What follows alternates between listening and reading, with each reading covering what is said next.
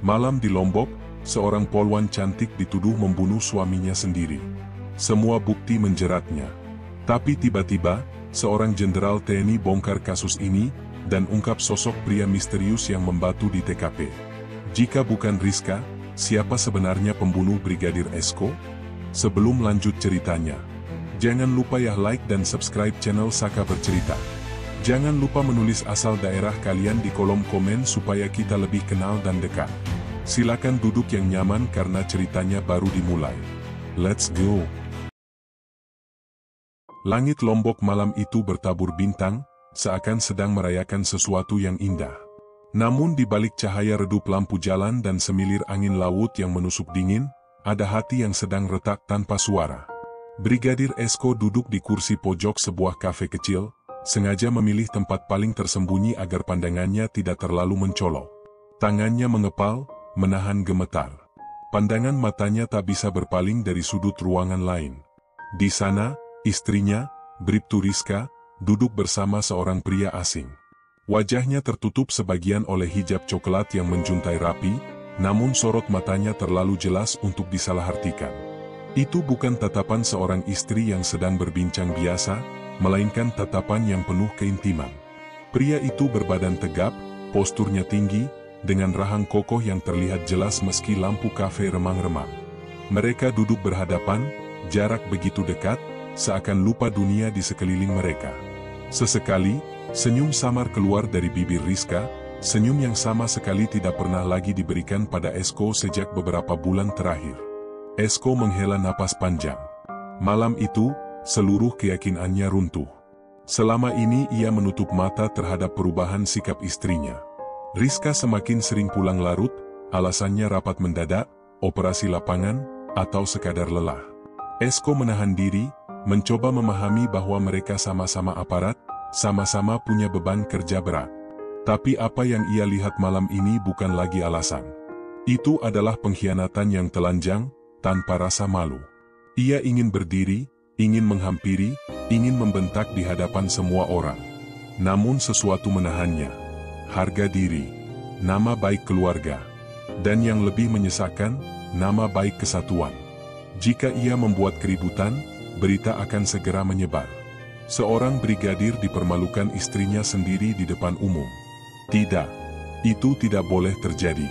Dengan langkah berat, Esko bangkit dari kursinya. Ia keluar dari kafe tanpa menoleh lagi, meninggalkan bayangan istrinya yang tertawa kecil bersama pria tegap itu. Malam yang seharusnya biasa berubah menjadi malam penuh luka. Di perjalanan pulang, pikirannya kacau. Sepeda motornya melaju pelan, nyaris tanpa arah. Jalanan sepi, hanya suara angin malam yang mengiringi. Mengapa, Rizka? Gumamnya lirih, hampir tak terdengar. Kenangan-kenangan lama tiba-tiba menyeruak.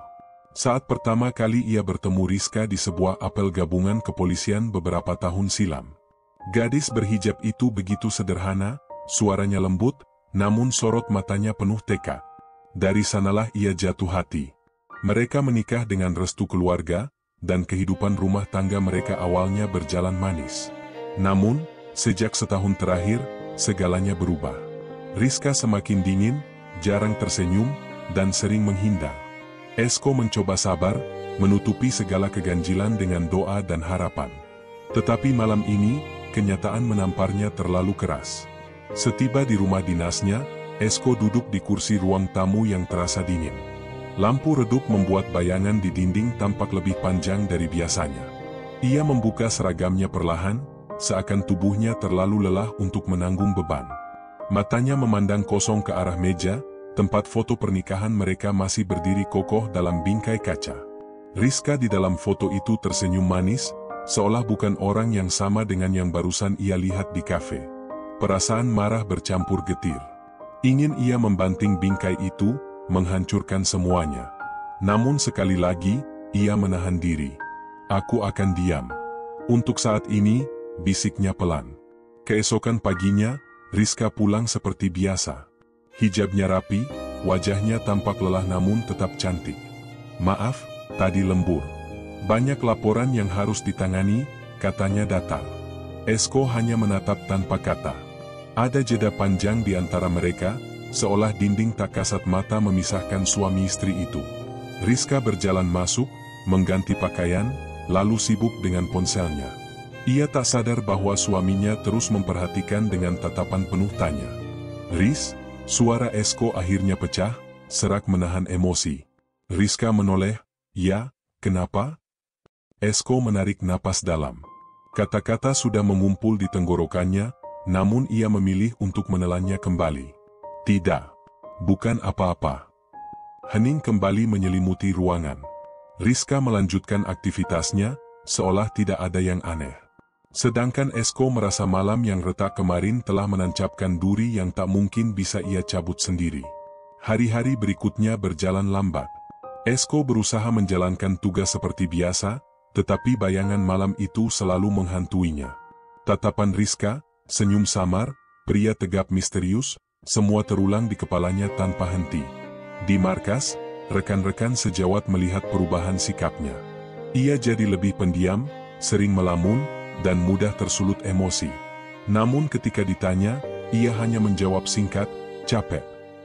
Di rumah, ia semakin jarang berbicara dengan Rizka. Bahkan makan malam pun lebih sering dilalui dalam diam. Rizka, yang seolah tak peduli, tetap sibuk dengan dunianya sendiri. Sesekali ia mencoba bercakap, namun jawaban Esko selalu singkat dan hambar. Ada sesuatu yang mengendap, menguat, dan menunggu saat meledak. Dan malam yang retak itu, tanpa mereka sadari, telah menjadi awal dari sebuah kisah gelap yang akan mengguncang Lombok. Esko kembali ke kamar tidur suatu malam. Ia menatap istrinya yang sudah terlelap, wajahnya begitu damai. Ironis, pikirnya. Wajah itu bisa membuatnya jatuh cinta bertahun-tahun lalu, tapi kini wajah itu pula yang membuatnya hancur.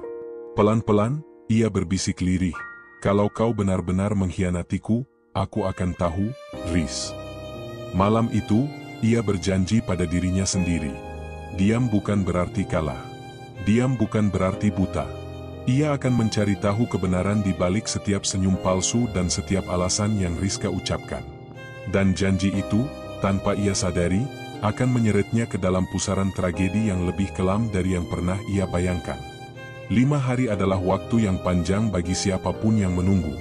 5 hari tanpa kabar, tanpa tanda, tanpa jejak, membuat semua orang bertanya-tanya, kemana Brigadir Esko? Awalnya, hilangnya Esko hanya dianggap hal biasa. Rekan-rekan sejawatnya menduga ia sedang tugas rahasia, atau sekadar mengambil cuti mendadak tanpa sempat mengabarkan. Namun hari demi hari berlalu, ketidakpastian berubah menjadi kecemasan. Telepon genggamnya tidak aktif, motor dinasnya masih terparkir di garasi, dan rumah dinas yang ia tempati tampak sepi. Bribtu Rizka melaporkan suaminya hilang pada hari ketiga. Dengan mata sembab, ia datang ke kantor polisi setempat, menyebutkan bahwa Esko tidak pulang sejak malam terakhir mereka bertemu. "Saya tidak tahu kemana dia pergi, dia hanya bilang ada sesuatu yang harus diselesaikan," ucapnya, suaranya bergetar. Namun para penyidik mulai curiga. Mengapa Rizka baru melapor di hari ketiga? Mengapa ia terlihat tenang di 2 hari pertama? Bisikan-bisikan itu menyebar cepat. Rekan kerja Esko mulai berprasangka. Warga sekitar rumah dinas pun ikut berkomentar. Hari kelima, bau busuk menyelinap dari arah kebun belakang rumah dinas. Seorang tetangga, curiga dengan aroma yang kian menusuk, mencoba mencari sumbernya. Ia melangkah pelan, menyingkirkan semak yang rimbun, hingga matanya membelalak ngeri. Di bawah pohon mangga yang rindang, tubuh Brigadir Esko tergantung dengan leher terjerat tali tambang. Tubuhnya sudah membengkak, kulitnya mulai menghitam, lalat berkerumun di sekujur badan. Pakaian dinas yang dikenakannya malam itu masih melekat, meski kini kotor bercampur tanah dan darah kering di beberapa bagian. "Ya Allah, Esko!" teriak tetangga itu sebelum berlari meminta bantuan.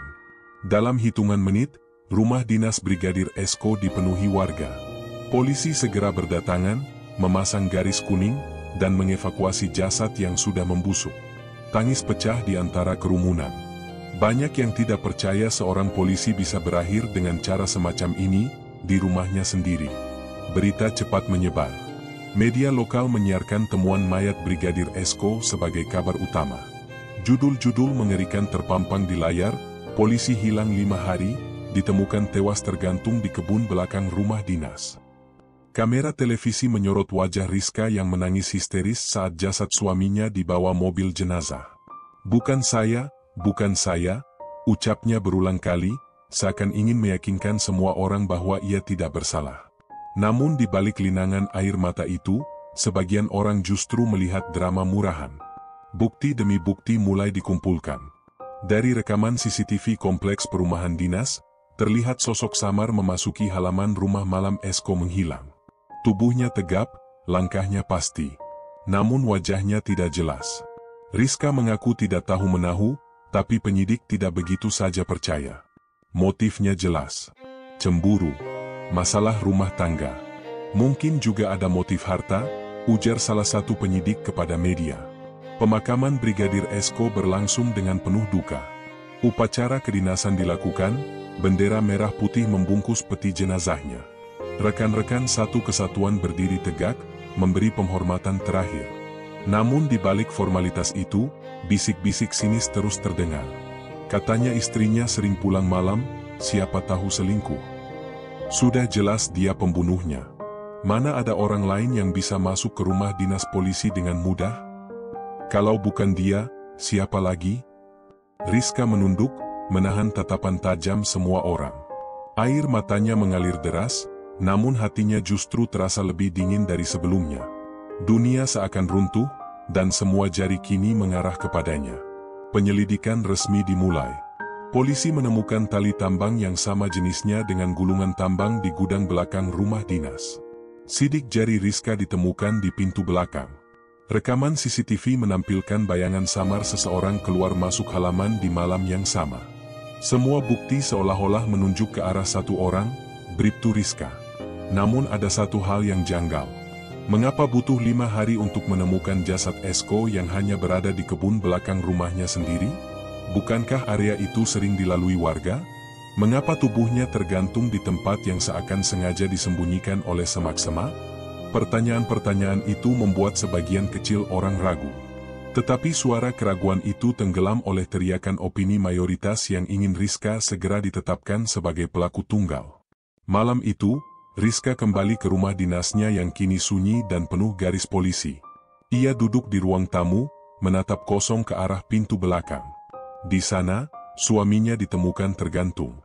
Gambar itu tak bisa ia hapus dari pikirannya. Tangisnya pecah lagi, namun kali ini bukan hanya karena duka, melainkan juga karena ketakutan. Ia tahu, apapun yang ia katakan besok, apapun yang ia lakukan, publik tidak akan percaya padanya. Ia sudah dicap, istri durhaka, pembunuh suami, wanita berhijab yang ternoda. Dan jauh di luar rumah dinas itu, seseorang sedang tersenyum dalam gelap. Seorang pria tegap, yang malam itu ikut hadir di kafe bersama Rizka, kini hanya perlu menunggu. Semua rencana berjalan sesuai harapan, Rizka menjadi kambing hitam. Hari kelima setelah jasad Esko ditemukan, kasus ini resmi diumumkan sebagai dugaan pembunuhan dengan tersangka utama, Bribtu Rizka. Gemuruh publik semakin menjadi. Media menuliskan judul-judul sensasional, foto Rizka terpampang di layar televisi dengan ekspresi menangis. Sementara di media sosial, ribuan komentar menghujatnya. Namun ada satu orang yang tidak sepenuhnya percaya. Seorang Jenderal TNI Ed, yang selama ini memperhatikan kasus itu dengan seksama, mulai mencium kejanggalan. Baginya, tidak ada kasus pembunuhan yang sesederhana kelihatannya. Dan dalam diam, ia bersumpah untuk menyelami lebih dalam. Karena di balik tali tambang yang menjerat leher Brigadir Esko, ada bayangan gelap yang lebih besar dari sekadar kisah rumah tangga. Kabar kematian Brigadir Esko menyebar bak api yang menyambar ilalang kering. Hanya butuh beberapa jam setelah jasadnya ditemukan, berita itu sudah memenuhi halaman utama portal berita lokal, lalu naik ke televisi nasional. Headline yang ditulis selalu dengan nada dramatis, bahkan sensasional. Polisi hilang 5 hari, ditemukan tewas tergantung di kebun rumah dinas. Tragedi gelap di Lombok, diduga dibunuh istri sendiri. Polwan berhijab jadi tersangka utama kasus kematian suaminya. Wajah Bribtu Rizka terpampang di layar kaca. Foto-foto saat ia menangis, saat ia menutupi wajah dengan kerudungnya, saat ia berteriak menyangkal tuduhan, semuanya dijadikan materi liputan. Tak ada lagi ruang privat bagi seorang istri yang baru kehilangan suaminya. Publik telah menghakimi, bahkan sebelum pengadilan memutuskan. Di media sosial, komentar-komentar deras mengalir. Dasar wanita jahat, tega bunuh suaminya sendiri. Pantas saja berhijab, ternyata munafik. Sudah jelas, siapa lagi pelakunya kalau bukan dia? Aku kasihan sama Brigadir Esko, suami setia yang dikhianati. Setiap kata itu menusuk seperti belati. Rizka mencoba bertahan, menutup telinga, namun suara-suara itu terlalu nyaring. Air matanya jatuh tanpa bisa ia tahan, bukan hanya karena kehilangan, tetapi juga karena seluruh dunia seakan menutup pintu keadilan untuknya. Di sisi lain, kantor kepolisian tempat Esko bertugas mulai dipenuhi wartawan. Kamera dan mikrofon diarahkan pada siapapun yang keluar masuk. Kapolres terpaksa menggelar konferensi pers darurat. Benar, Brigadir Esko ditemukan dalam keadaan meninggal di kebun belakang rumah dinasnya. Saat ini kami sedang melakukan penyelidikan mendalam. Sejumlah bukti sudah mengarah pada dugaan pembunuhan. Namun, kami masih mengumpulkan keterangan lebih lanjut.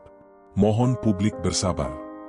Tapi meski pernyataan itu dibuat hati-hati, media tetap mengemasnya dengan cara yang menguntungkan rating mereka. Satu kalimat kecil, sejumlah bukti mengarah pada dugaan pembunuhan, langsung diterjemahkan menjadi, Rizka adalah pelaku. Sejak hari itu, nama Bribtu Rizka tak pernah lagi disebut tanpa embel-embel, tersangka, pembunuh, wanita durhaka. Kehidupan Rizka berubah total. Saat ia berangkat ke kantor untuk dimintai keterangan, puluhan kamera menyorot wajahnya. Suara-suara wartawan berebut mengajukan pertanyaan. Bu Rizka, apakah benar Anda berselingkuh?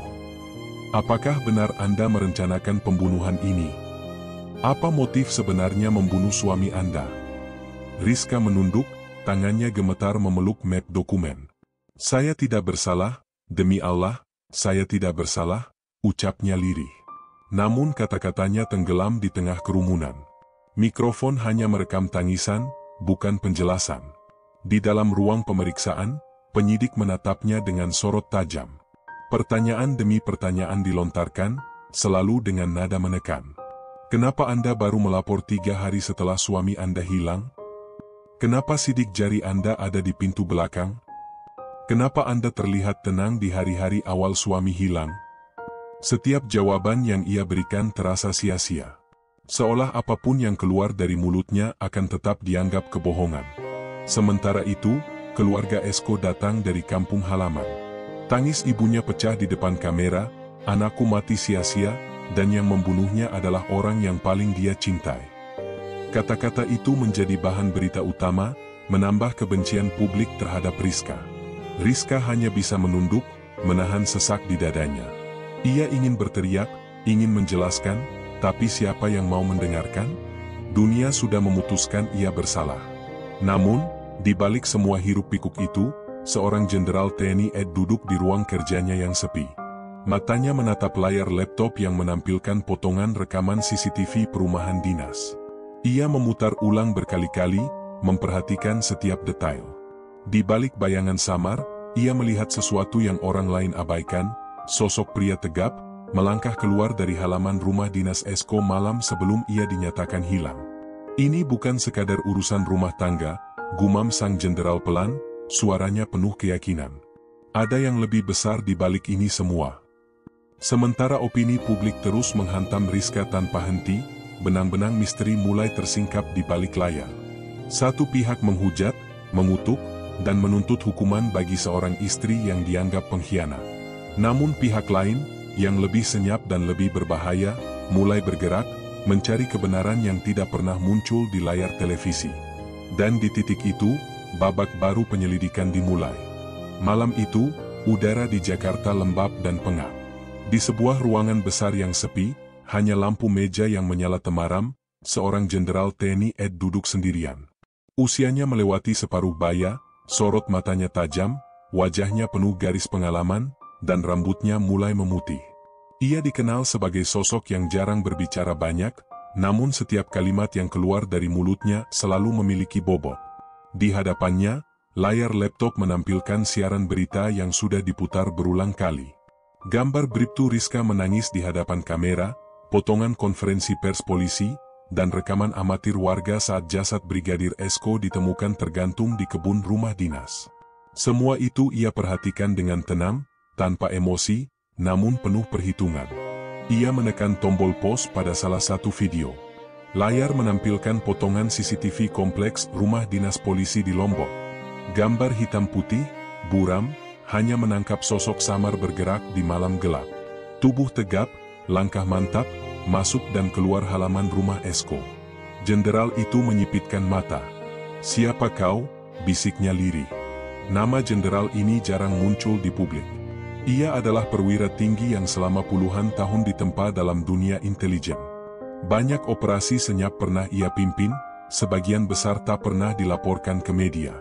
Baginya, apa yang terlihat di permukaan hanyalah kulit tipis, sementara inti persoalan sering tersembunyi jauh di bawah. Kasus Brigadir Esko yang sedang gempar di media, menurutnya, terlalu rapi. Terlalu cepat menunjuk Bribtu Rizka sebagai pelaku tunggal. Terlalu banyak bukti yang seakan sengaja diarahkan padanya.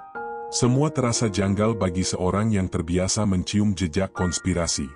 Ia membuka laci meja, mengeluarkan sebuah map coklat. Di dalamnya ada laporan singkat dari jaringan informan lapangan di Lombok. Ia membacanya pelan. Di hari pertama, Esko hilang. Tidak ada tanda-tanda perlawanan di rumah. Di hari ketiga, laporan hilang baru diajukan oleh Rizka. Di hari kelima, jasad ditemukan, tergantung di kebun belakang rumah dinas. Tambahan, beberapa warga sempat melihat sosok pria asing mondar-mandir di sekitar kompleks sebelum Esko dinyatakan hilang. Jenderal mengetuk meja dengan jarinya. "Pria asing," ulangnya, suaranya dalam. Tak butuh waktu lama, ia memanggil salah satu asistennya, seorang mayor intelijen yang sudah lama ia percayai. "Siap, Jenderal," sang mayor memberi hormat. "Tutup semua ini. Jangan sampai masuk laporan resmi," Jenderal menatap tajam. "Saya ingin kau terbang ke Lombok malam ini juga. Cari tahu siapa pria asing yang terlihat di sekitar rumah dinas Brigadir Esko. Hubungi jaringan kita di lapangan, jangan pakai jalur resmi." "Perintah siap dilaksanakan, Jenderal." Mayor itu segera pergi. Pintu ruangan kembali menutup, menyisakan keheningan. Jenderal menyandarkan tubuhnya, menarik napas panjang. Ia tahu, langkahnya ini bisa menimbulkan masalah jika diketahui pihak lain. Tapi nalurinya berkata, ada sesuatu yang lebih gelap di balik kasus ini. Sementara itu, di Lombok, suasana semakin panas. Publik terus mendesak agar polisi segera menahan Rizka. Media setiap hari menyorot wajahnya, menjadikan tangisnya sebagai tontonan. Namun di tengah hiruk-pikuk itu, orang-orang yang tak kasat mata mulai bergerak. Beberapa anggota jaringan intel diam-diam mengumpulkan keterangan. Ada laporan tentang seorang pria berbadan tegap yang beberapa kali terlihat di warung kopi dekat kompleks. Warga sekitar mengaku mendengar suara motor besar keluar masuk kompleks malam sebelum Esko hilang. Seorang satpam komplek mengingat, pria itu sering mengenakan jaket militer meski wajahnya tidak terlalu jelas. Semua potongan kecil itu disusun, dikirimkan secara rahasia ke meja sang jenderal. Malam berikutnya, jenderal kembali menatap layar laptopnya. Kini ia punya beberapa foto buram hasil jepretan warga. Tidak ada yang jelas, namun postur tubuh itu khas. Tinggi, tegap, dengan cara berjalan yang terlalu disiplin untuk ukuran orang sipil biasa. "Bukan orang sembarangan," gumamnya pelan. Ia menyalakan rokok, asap tipis mengepul di ruangan. Ingatannya melayang ke masa lalu, masa di mana ia sering menangani operasi gelap. Instingnya tak pernah salah, sosok itu punya latar belakang militer. Kalau benar dia terlibat, jenderal berhenti sejenak, menatap foto Rizka di layar. Wanita muda dengan mata sembab, menangis sambil menutup wajah. Maka Bribtu Rizka bukan dalang, melainkan hanya pion. Sementara publik sibuk mengutuk dan menghakimi, sebuah penyelidikan senyap mulai berjalan di jalur bayangan. Tidak ada yang tahu, kecuali segelintir orang. Dan di titik inilah, cerita mulai berbelok. Kasus yang dikira hanya sekadar drama rumah tangga, ternyata menyimpan aroma konspirasi yang jauh lebih busuk. Lombok tidak pernah benar-benar tidur setelah kasus pembunuhan Brigadir Esko mencuat. Setiap hari, halaman depan surat kabar lokal menampilkan wajah Bribtu Rizka, lengkap dengan judul yang provokatif, "Istri jadi pembunuh" atau "Jejak darah di rumah dinas". Publik larut dalam gosip, sebagian memandang iba, sebagian lagi mengutuk habis-habisan. Namun di balik semua kegaduhan itu, ada bayangan lain yang mulai mencuri perhatian. Seorang pria asing, badan tegak, langkahnya mantap, tatapannya tajam. Beberapa warga mengaku sering melihatnya beberapa hari sebelum Esko ditemukan tewas. Ia nongkrong di warung kopi, sesekali membeli rokok, kadang hanya duduk sambil menatap ke arah kompleks rumah dinas. Tidak banyak bicara, selalu mengenakan jaket lusuh berwarna hijau gelap, seperti jaket militer. "Dia bukan orang sini," ujar seorang pedagang kopi pada salah satu intel jenderal yang menyamar. "Tapi caranya berjalan, caranya memandang, saya rasa dia bukan orang sembarangan." Jenderal menerima laporan itu dengan wajah tegang. Malam itu ia kembali menatap foto buram dari ponsel warga. Postur tubuh tinggi, pundak lebar, dengan gaya rambut cepat. Sekilas, itu seperti siluet seorang prajurit. Ia meletakkan foto itu di atas meja, lalu menggabungkannya dengan data lain. Laporan Satpam Kompleks yang sempat melihat motor besar melintas tengah malam, juga keterangan seorang anak kecil yang mengatakan mendengar suara berdebum dari arah kebun belakang rumah Esko malam sebelum pria itu hilang. "Pria ini ada di sana, di malam Esko dibunuh," gumam Jenderal lirih. Sementara itu, Bribtu Rizka masih terjebak dalam drama media. Ia terus menyangkal, menangis, dan menutup wajahnya dari kamera. Namun di balik segala keterpurukan, matanya sesekali menatap tajam. Ada rahasia yang belum ia katakan. Di dalam hatinya, Rizka tahu ada seseorang yang seharusnya ikut terseret dalam kasus ini. Seseorang yang selama ini menemaninya dalam diam. Tapi lidahnya terkunci rapat. Mengucapkan nama itu sama saja dengan menjerat dirinya sendiri lebih dalam. Suatu sore, seorang intel jenderal berhasil mengikuti jejak pria tegap itu ke sebuah penginapan murah di pinggir kota. Kamar yang ia tempati sederhana, hanya berisi kasur tipis dan meja kecil. Namun di dalamnya ditemukan sesuatu yang mencurigakan. Sepasang sepatu boot militer, pisau lipat dengan ukiran lambang batalion tertentu, dan selembar foto kusut, menampilkan dirinya bersama seorang wanita berhijab. Rizka. Intel itu segera melaporkan temuan ini. Saat laporan sampai ke meja jenderal, ia terdiam lama. Lalu, untuk pertama kalinya sejak kasus ini ia ikuti, ia menghela napas berat. Jadi benar, mereka ada hubungan. Di sisi lain, publik mulai bosan dengan drama Rizka. Mereka menuntut kepolisian segera menetapkan status hukumnya. Semua bukti seakan sudah jelas, motif cemburu, motif harta, rekaman samar yang menunjukkan dirinya keluar rumah malam itu. Namun, jenderal tahu kebenaran tidak sesederhana itu. Ia menyalakan rokok, pandangannya kosong menembus jendela. Bayangan pria tegap itu semakin jelas dalam pikirannya. Satu kalimat terlintas dalam benaknya. "Kalau aku tidak bergerak cepat, kasus ini akan ditutup dengan korban salah tangkap. Dan si pria itu akan lolos begitu saja." Malam kian larut. Di penginapan murah itu, pria tegap tadi duduk sendirian, menatap foto Rizka sambil meremasnya erat. Ia tahu waktunya semakin sempit. Penyelidikan rahasia mulai mendekat ke arahnya. Dan entah kenapa, di wajahnya muncul senyum tipis, seperti seseorang yang sudah menyiapkan langkah berikutnya. Hari itu matahari Lombok terasa begitu menyengat. Di markas kecil jaringan intel yang menyamar, seorang mayor datang membawa sebuah map tebal. Ia mengetuk pintu, lalu masuk dengan wajah serius. Di hadapan jenderal, ia meletakkan map itu tanpa sepatah kata. "Ini, bukti baru, jenderal," ucapnya lirih. Jenderal membuka map perlahan. Foto-foto hasil pengintaian terpampang jelas. Bribtu Rizka terlihat duduk di sebuah kafe beberapa minggu sebelum pembunuhan. Di hadapannya, seorang pria berbadan tegap. Rambutnya cepat, sorot matanya penuh percaya diri. Mereka berdua terlihat akrab, bahkan dalam satu foto, pria itu sempat menggenggam tangan Rizka di bawah meja. Jenderal mengerutkan dahi. Jadi benar, Esko sudah mencium ini. Mayor itu mengangguk.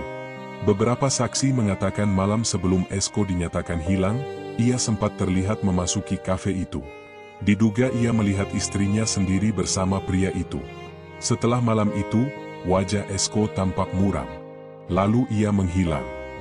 Ingatan jenderal langsung melayang ke laporan awal. Esko hilang selama 5 hari, baru ditemukan tergantung di kebun belakang rumah dinasnya. Fakta bahwa malam sebelum menghilang ia melihat perselingkuhan istrinya membuat puzzle ini semakin jelas. Kalau begitu, motif cemburu bukan hanya dibuat-buat, tapi nyata, gumam jenderal. Tapi, siapa pria ini sebenarnya? Di sisi lain, Rizka yang kini ditempatkan dalam rumah tahanan sementara terus menjadi sorotan. Wartawan membludak setiap hari, meneriakan pertanyaan yang sama. Bu Rizka, apakah benar Anda punya hubungan dengan pria lain? Apakah motif pembunuhan suami Anda karena cemburu? Apakah benar Anda bersekongkol? Rizka hanya menangis. Namun di balik tangis itu, hatinya bergejolak. Ia ingat betul sosok pria tegap itu, nama yang tak bisa ia sebutkan. Mereka sudah berbulan-bulan menjalin hubungan. Pria itu sering menemaninya di saat ia merasa kesepian, saat Esko sibuk dengan tugas kepolisian. Namun yang Rizka tak sangka, cinta terlarang itu berubah menjadi jerat maut. Jenderal meminta Mayor untuk menelusuri identitas pria dalam foto. Butuh waktu 2 hari sebelum akhirnya nama itu terungkap. Namanya, Andika Pratama, ujar Mayor saat kembali melapor. Pensiunan dini dari satuan militer. Catatan keanggotaannya penuh tanda tanya. Ada kasus indisipliner yang membuatnya keluar secara tidak terhormat. Jenderal mengetuk meja. Andika, jadi dia yang selama ini jadi bayangan di sekitar rumah Esko. Laporan berikutnya lebih mengejutkan. Andika ternyata sudah sering bepergian ke luar negeri, terutama ke daerah perbatasan. Beberapa kali ia terlibat dalam bisnis gelap, bahkan disebut-sebut menjadi kurir senjata ilegal. Ini bukan sekadar cinta terlarang, jenderal mendesis. Esko mungkin menemukan sesuatu yang lebih besar, dan Andika punya alasan kuat untuk menyingkirkannya. Malam itu, Rizka duduk sendirian di balik jeruji. Wajahnya pucat, matanya bengkak. Ia memeluk lututnya, mencoba menahan rasa bersalah yang semakin menghantui. Suara-suara dalam kepalanya terus berbisik. Kau sudah menyeret dirimu sendiri. Andika takkan pernah melindungimu sampai akhir. Kau hanya pion. Air mata jatuh membasahi seragam tahanannya. Ia tahu, cepat atau lambat, rahasia perselingkuhan itu akan terbongkar. Dan ketika itu terjadi, dunia akan tahu bahwa ia tidak hanya seorang istri yang kehilangan suami, melainkan juga seorang pengkhianat. Sementara itu, jenderal menutup map berisi semua bukti. Tangannya mengepal kuat, wajahnya tegang. Rizka hanyalah pintu masuk, ujarnya pelan. Target sesungguhnya adalah Esko, karena dia menyimpan sesuatu yang lebih berbahaya daripada sekadar perselingkuhan. Dan untuk pertama kalinya, jenderal sadar, permainan yang ia masuki jauh lebih gelap dari dugaan awal. Di ruang kerja kecil milik Brigadir Esko, aroma lembab masih tercium kuat. Sejak kematiannya, ruangan itu jarang tersentuh. Meja kayu dengan tumpukan berkas masih rapi, lemari besi masih terkunci rapat, dan papan tulis kecil di dinding masih dipenuhi catatan samar yang ditulis dengan spidol hitam. Jenderal duduk di kursi itu malam itu, ditemani sang mayor. Lampu neon menggantung di atas kepala, berayun perlahan seakan ikut menambah suasana mencekam. Ia mengamati ruangan itu dengan teliti, lalu tatapannya jatuh pada sebuah kotak kayu kecil di bawah meja. Buka, perintahnya singkat. Mayor segera mengeluarkan kotak itu. Butuh beberapa menit untuk membongkar gemboknya. Begitu terbuka, mata mereka sama-sama terbelalak. Di dalam kotak, tersimpan beberapa lembar dokumen tebal yang distempel, rahasia. Ada catatan transaksi, foto-foto senjata, dan daftar nama yang mencurigakan. Semua itu ditulis dengan kode dan tanda tertentu, seolah Esko tengah mengumpulkan bukti besar. Jenderal menarik napas panjang. Ini lebih serius daripada yang kita duga. Ia membuka satu halaman. Di sana tercatat pengiriman senjata dari luar negeri menuju Lombok, disamarkan melalui jalur pelabuhan kecil. Ada inisial nama aparat, ada tanda tangan samar, Dan yang paling mengejutkan, salah satunya berkaitan dengan Andika Pratama, pria tegap yang selama ini membayangi kasus ini. Esko tahu sesuatu. Dia menyimpan semuanya, dan dia terbunuh karenanya. Mayor mengangguk. Itu menjelaskan mengapa Rizka dijadikan kambing hitam. Membunuh Esko karena motif cinta akan lebih mudah diterima publik daripada membuka borok penyelundupan senjata. Di tempat lain, Rizka sedang menjalani pemeriksaan ulang. Kali ini penyidik lebih keras, lebih mendesak. Rizka, katakan sejujurnya, siapa pria yang selalu bersamamu belakangan ini? Ia hanya terisak, menggeleng, menutup wajah dengan tangan. Kau tahu bukan, Esko sudah mengumpulkan dokumen tentang penyelundupan senjata? Apakah pria itu ada kaitannya? Tangisan Rizka pecah lebih keras. Aku hanya jatuh hati pada seseorang yang salah, katanya terbata. Namun dalam tangis itu, matanya menyorotkan ketakutan yang lebih dalam. Ia tahu, kebenaran soal Andika dan jaringan senjata itu akan segera keluar ke permukaan. Jenderal kembali menatap dokumen itu. Hatinya bergejolak. Ia sadar, apa yang dipegang Esko bisa mengguncang banyak pihak, bahkan sampai ke lingkaran dalam militer dan kepolisian. Kalau benar jaringan senjata ini nyata, maka Esko mati bukan hanya karena cemburu istrinya. Dia mati karena menyimpan rahasia yang tidak seharusnya. Malam semakin larut. Dari jendela rumah dinas itu, suara jangkrik terdengar.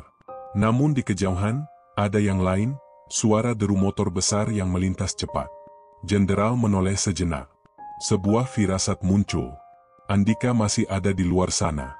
Dan dia pasti tahu, Jenderal kini memegang rahasia yang sama dengan Esko. Di penginapan murahan, Andika duduk sambil menyalakan rokok.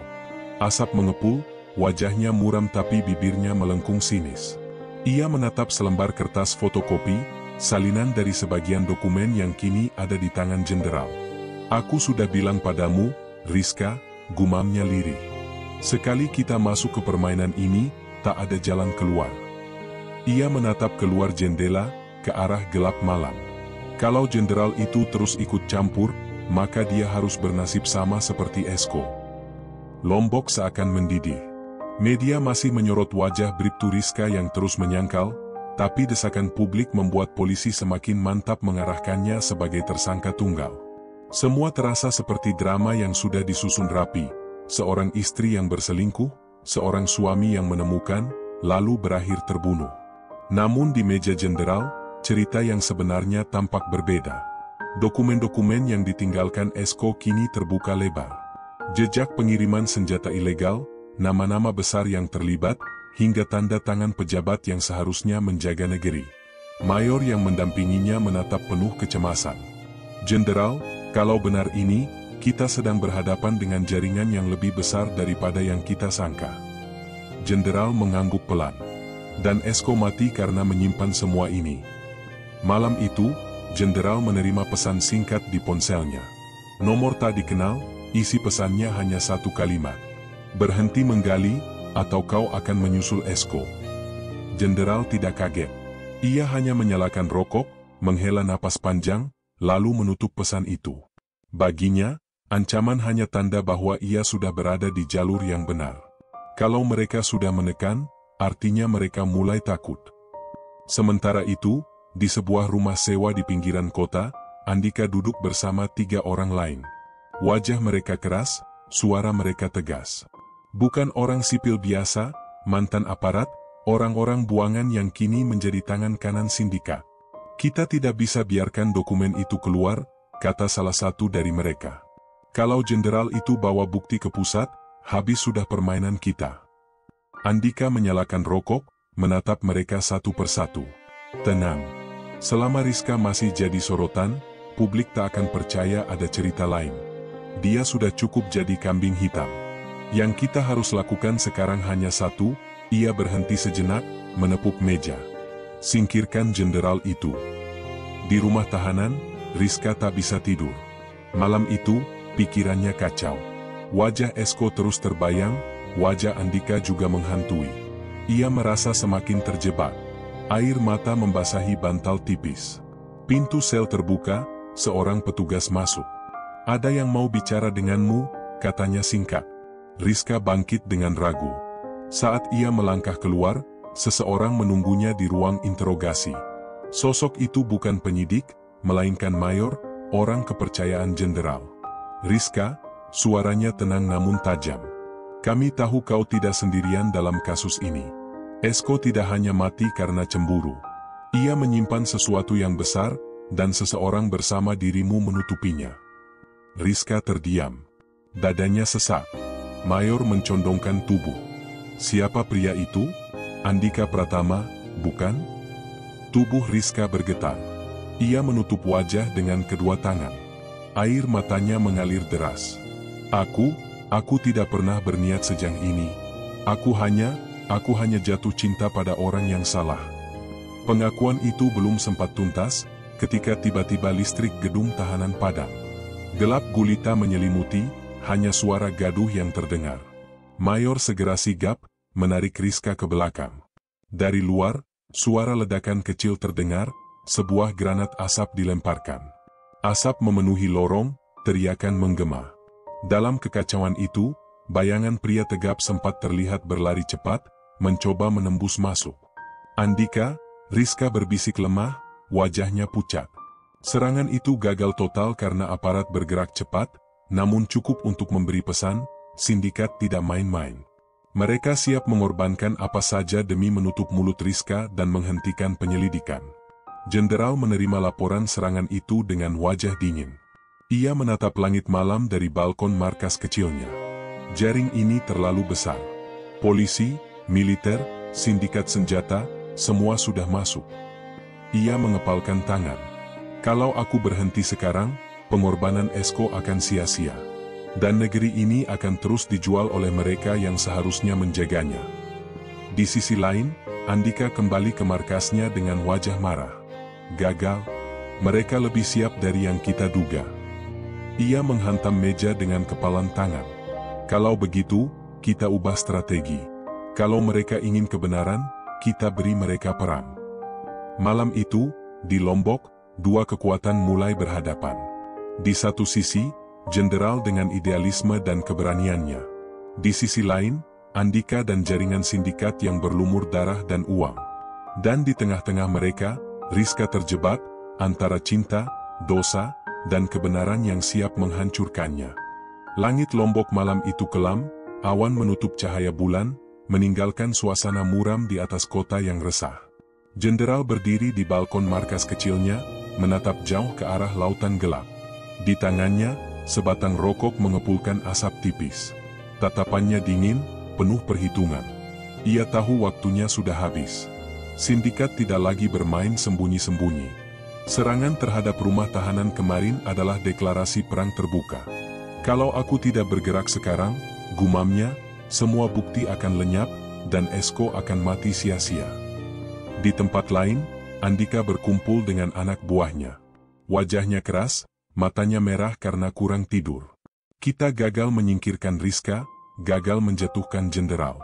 Tapi jangan lupa, kita masih punya kendali. Kita tahu siapa yang ada di belakang jenderal. Kita tahu jalurnya. Tinggal kita potong, semua akan runtuh. Salah satu anak buahnya bertanya, dan Rizka? Apakah masih akan kita biarkan hidup? Andika terdiam lama. Ia menggenggam rokok yang hampir habis, lalu menjawab lirih, dia bukan lagi sekutu. Dia kelemahan. Dan kelemahan harus dihapus. Di rumah tahanan, Rizka duduk meringkuk di sudut sel. Matanya bengkak, tubuhnya gemetar. Ia tahu Andika tidak akan segan menyingkirkannya. Perasaan cinta yang dulu membuatnya melayang, kini berubah menjadi belenggu menakutkan. Dalam kepalanya, suara Esko terus berbisik. Kau memilih dia, dan kau kehilangan aku. Tapi kebenaran tetap akan terungkap. Air matanya jatuh deras. Maafkan aku, Mas, aku tidak pernah bermaksud sejam ini. Jenderal dan mayor kini bergerak lebih jauh. Mereka menyusup ke sebuah gudang tua di pinggir pelabuhan. Gudang itu, menurut laporan, digunakan sebagai titik penyimpanan senjata sebelum dikirim ke tangan pembeli gelap. Gelap, hanya suara ombak dan derit kayu yang terdengar. Jenderal melangkah pelan, pistolnya siap di tangan. Mayor di sampingnya, waspada penuh. Saat mereka masuk, bau minyak dan besi berkarat menusuk hidung. Tumpukan peti kayu berjejer rapi. Salah satu terbuka, menampilkan isi yang mengerikan, senapan serbu, amunisi, dan granat tangan. Mayor menelan ludah. Benar, Jenderal, Esko memang menyimpan kebenaran. Ini lebih dari sekadar perselingkuhan. Jenderal mengangguk, matanya dingin. Dan karena itu, Esko mati. Namun, langkah mereka ternyata sudah dipantau. Dari kejauhan, bayangan pria tegap muncul. Andika berdiri di atas lantai 2 gudang, menatap mereka dengan senyum tipis. "Aku sudah tunggu lama, Jenderal." Suaranya menggema, dingin. Ia melompat turun, kakinya menapak kuat. Di tangannya, pistol berkilat di bawah lampu redup. Mayor langsung menodongkan senjatanya, tapi Jenderal mengangkat tangan, memberi isyarat untuk menahan. Pandangan Jenderal tajam menembus Andika. "Jadi benar kau yang menjerat Esko?" Andika tersenyum miring. "Bukan aku yang menjerat. Dia menjerat dirinya sendiri. Dia tahu terlalu banyak. Dan kau sekarang mengikuti jejaknya." Ketegangan memuncak. Suara deru ombak bercampur dengan desahan napas. Dua kekuatan berdiri berhadapan, sama-sama membawa senjata, sama-sama tahu hanya satu pihak yang akan keluar hidup-hidup malam itu. "Esko sudah mati," kata Andika lagi. "Rizka sudah jadi kambing hitam. Publik percaya itu. Kau tak akan bisa ubah cerita. Bahkan kalau kau punya bukti, siapa yang akan percaya padamu? Semua orang di atas sudah kubeli." Jenderal tak bergeming. "Kebenaran tidak bisa dibeli, Andika. Kau hanya menunda. Cepat atau lambat, semuanya akan runtuh." Andika tertawa dingin. "Kalau begitu, biar aku pastikan kau tidak sempat menyaksikannya." Suara tembakan pecah. Peluru berdesing, menghantam peti kayu, memecahkan kaca kecil di sudut gudang. Pertempuran sengit meledak dalam sekejap. Jenderal dan Mayor berlindung di balik tumpukan peti, membalas tembakan dengan presisi. Andika dan anak buahnya menyerbu dengan brutal. Suara senjata bercampur dengan teriakan, debu beterbangan, kayu hancur berserakan. Pertarungan itu bukan hanya tentang peluru, tapi tentang siapa yang menguasai kebenaran, atau siapa yang berhasil membungkamnya untuk selamanya. Dalam kekacauan itu, Jenderal akhirnya berhasil mendekat ke Andika. Mereka bertarung jarak dekat, saling pukul, saling dorong, hingga senjata terlempar. Tinju Andika menghantam wajah Jenderal, namun sang Jenderal membalas dengan keras, membuat tubuh Andika terhuyung. Mereka jatuh bergulat di lantai, suara napas terengah, mata sama-sama membara. "Andika," teriak Jenderal di tengah perkelahian. "Kau pikir ini hanya tentang uang? Kau sudah menyerahkan jiwa pada kegelapan." Andika mendorongnya keras, wajahnya berlumur darah, namun senyum sinisnya tidak pudar. "Tidak, Jenderal. Aku hanya realistis. Kau masih percaya negeri ini bisa diselamatkan? Kau sudah terlalu tua, dunia milik orang-orang yang berani kotor." Pertarungan berakhir dengan satu tembakan Mayor yang nyaris mengenai Andika. Pria itu terpaksa mundur bersama anak buahnya, melompat ke perahu cepat yang menunggu di dermaga. Jenderal berdiri terengah, menatap kepergian mereka. "Kita belum selesai, Andika, kita belum selesai." Di sel tahanan, Rizka menangis mendengar kabar tembak-menembak di pelabuhan. Ia sadar, perang yang ia ciptakan bersama cinta terlarangnya kini berubah menjadi badai besar yang menelan banyak orang. Dalam hati kecilnya, ia berdoa lirih. "Ya Allah, apakah aku masih punya kesempatan untuk menebus semuanya?" Pagi itu Lombok diguyur hujan deras. Awan hitam menutupi langit, seolah ikut berkabung atas darah dan air mata yang sudah tumpah. Di markas kecilnya, Jenderal duduk tegak di kursi kayu. Di hadapannya tergeletak tumpukan dokumen, hasil penyelidikan yang berhasil ia amankan semalam setelah baku tembak di pelabuhan. Tangan tuanya bergetar, bukan karena lelah, tapi karena beban kebenaran yang begitu berat. Di sana tercatat semua, nama pejabat, alur penyelundupan, daftar senjata, hingga catatan transfer uang ke luar negeri. Semua jejak sindikat hitam itu lengkap, tak terbantahkan. Mayor berdiri di sampingnya, wajahnya muram namun tegas. Kita harus segera menyerahkan ini ke Jakarta, Jenderal. Kalau kita terlambat, mereka akan bergerak lagi. Jenderal mengangguk pelan. Benar. Tapi sebelum itu, ada satu hal yang harus aku selesaikan. Sementara itu, di ruang tahanan Polres, Rizka termenung dengan wajah pucat. Rambutnya kusut, matanya sembab. 5 hari terakhir seperti neraka baginya.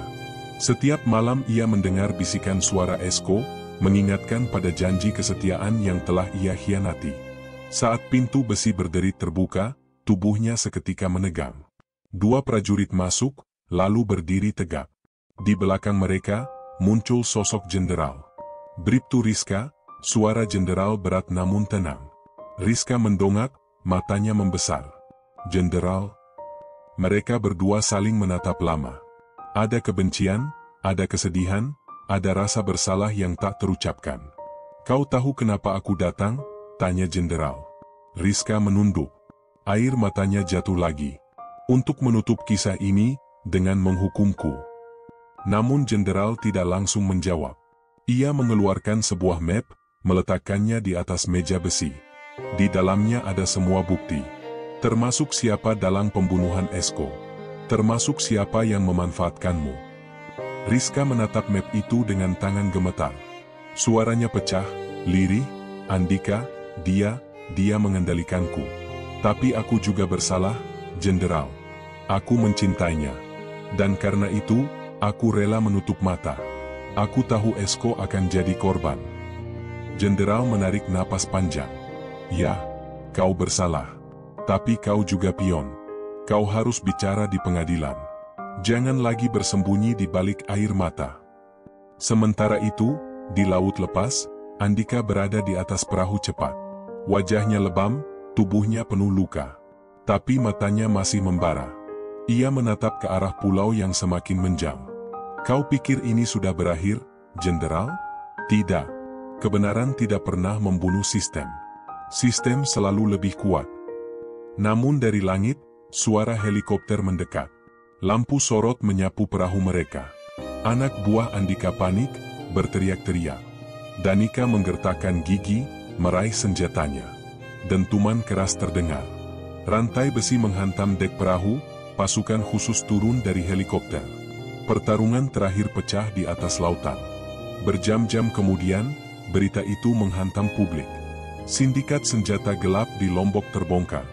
Mantan anggota militer nonaktif, Andika, ditangkap hidup-hidup. Media menyiarkan wajah Andika yang babak belur namun masih menyeringai, seolah menantang dunia. Di sisi lain, Bribtu Rizka muncul di layar televisi, digiring menuju ruang sidang.